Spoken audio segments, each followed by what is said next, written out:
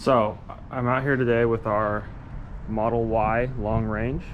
It has just about 2,000 miles on it. We got it about 2 months ago, and I just want to put the GoPro, this is the Hero 10, I got it recently too, and I just want to put the Hero 10 on my little suction cup mount, where is it? Right here, inside of the car, and just drive along. I'm going to turn off the stabilization on the camera so that you can see what it's actually like.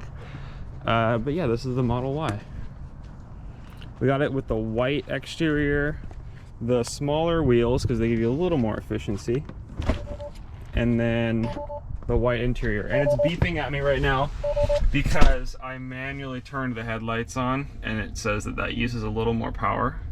So lights, I have to go lights. Still getting used to it, auto.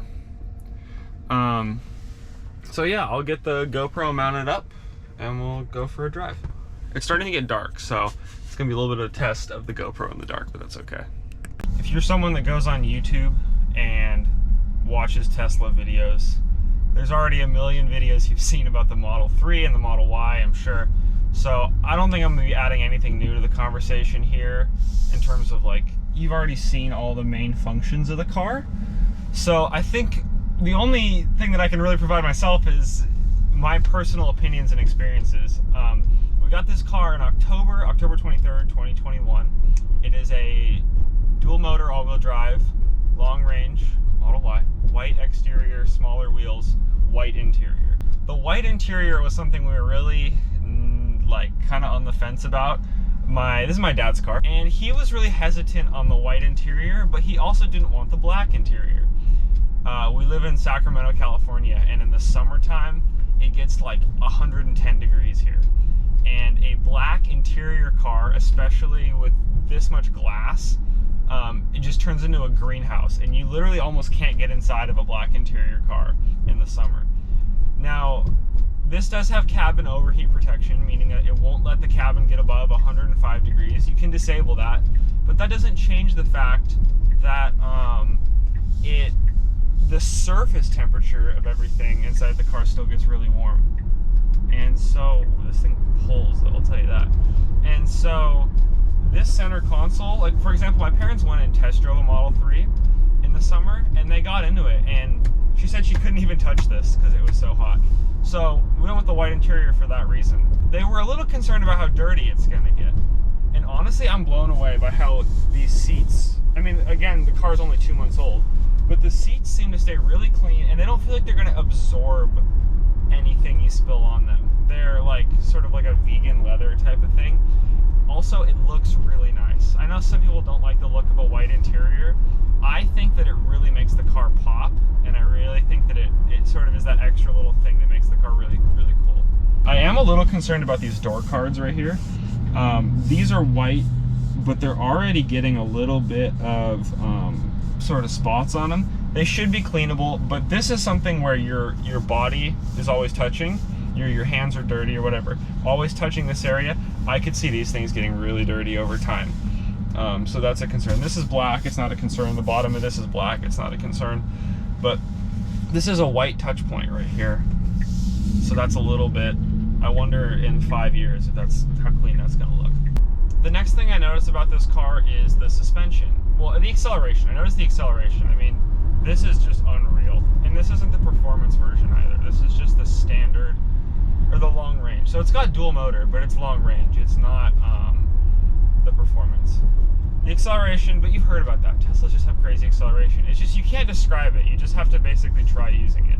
But the suspension, I can sort of talk about a little bit. We had a 2007 Toyota Camry and a 2005 Honda Odyssey, and they both kind of went out around the same time. They didn't go out, but we just ended up needing cars around the same time.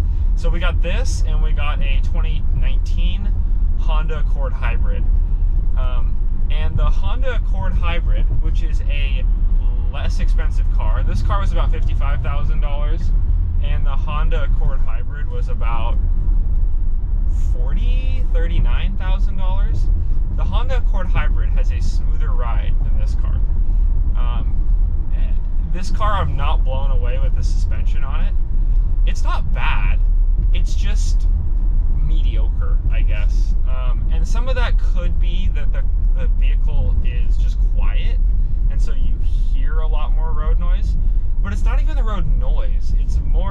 just road feel. Like every little bump, it's not jarring, but you can tell. What are these people doing? Are they stopping? Oh, I have the green arrow. Okay, I gotta cut across trip.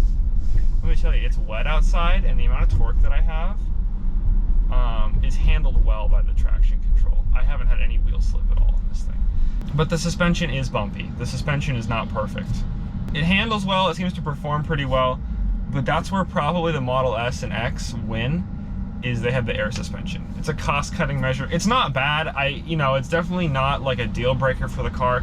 It's just something to know when you're gonna get into one of these, is that it's not gonna be crazy suspension. Speaking of this video is filmed December 29th, 2021.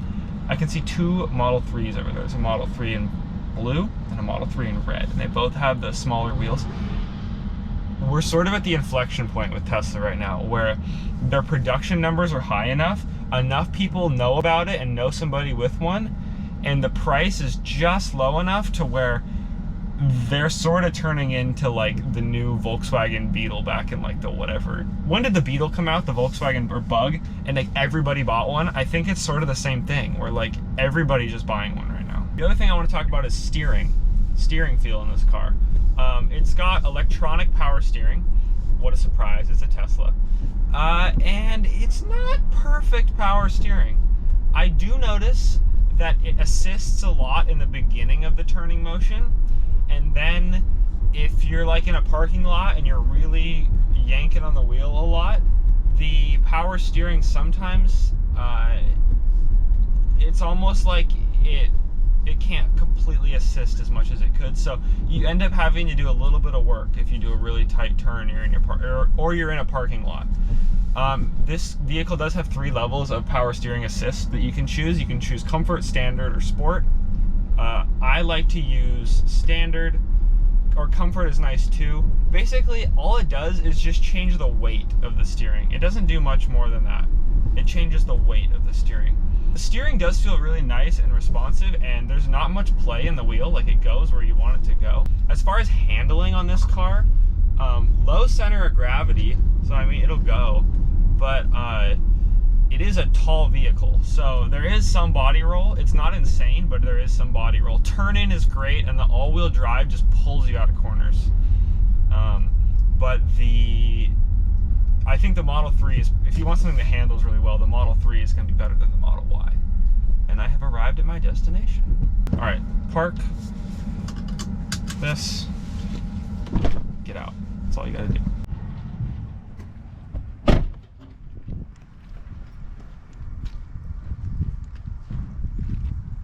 Now the app is cool. I love the app. The Frunk, okay, listen to how loud the Frunk is when you open it. Ready? Oh, it has to, yeah. I don't know how that carries over on video, but in real life, it's like kind of a jarring noise. I like that this is lift assisted, so it goes up, you don't have to hold it up, and this is the Frunk. But that noise actually scares people sometimes. It's kind of funny.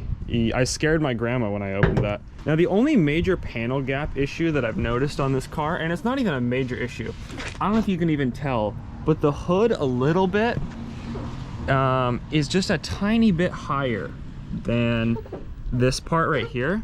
Over here, it's lower, it's higher, it's the highest right here, and then it's standard over here. So it's not terrible, but that fitment, I feel like could just be like a millimeter lower right here. It's not perfect. The rest of the car is honestly pretty good. That's the only spot that I've really noticed anything. Hey, come here, come here. What's up?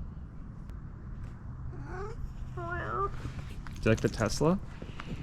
No, running back inside. All right, finished feeding the cats. Time to head back out. Now, one thing I think about a lot with these cars is how they're all gonna be in like 10 years.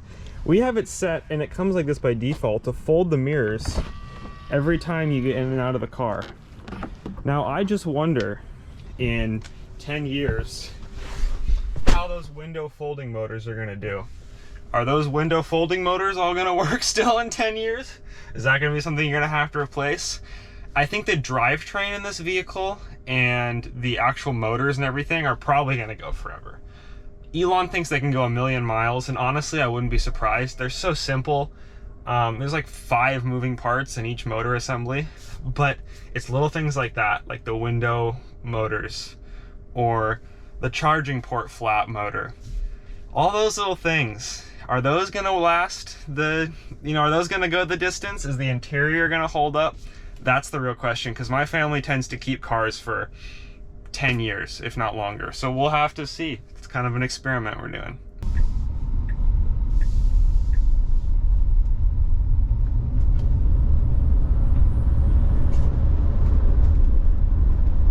I don't really know what this video was. I hope you guys enjoyed watching it. I'm just home for Christmas break from college, and we have this car, and so I just wanted to record a little bit about it and some of my experiences after just driving it for a little bit.